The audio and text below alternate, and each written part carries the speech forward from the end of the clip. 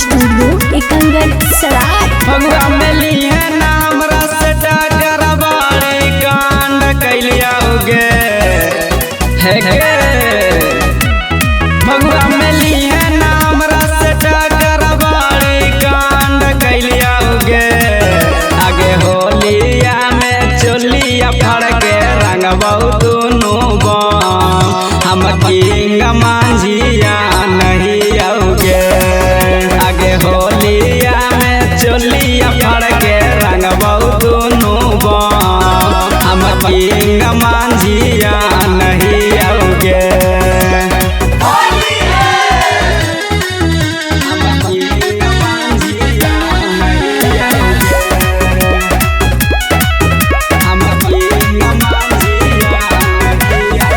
फगुआ में बानई है गे मलवा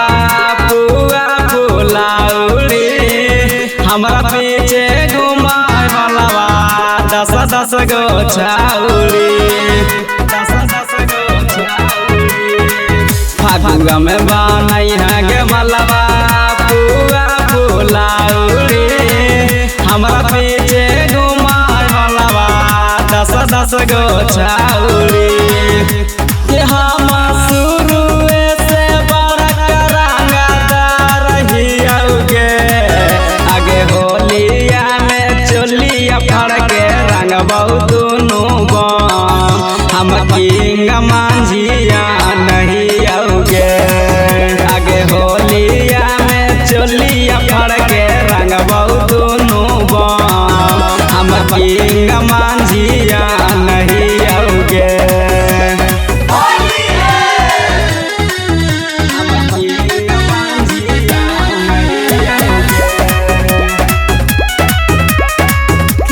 रिकॉर्डिंग स्टूडियो एकंगर सराय आगा जा फूकैतै गे मलवा अइतै बाड़ी माँ जागे अपना पुआ फुलौरी हमारा खिया देगे आगा जा फूकैतै गे मलवा अइतै बाड़ी माँ जागे अपना पुआ फुलौरी हमारा खिया देगे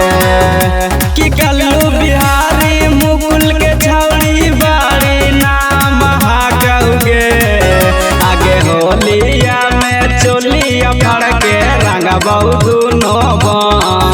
हम छौड़े बारा नहीं आओगे आगे होलिया में चोलिया फड़ के रंग बहुत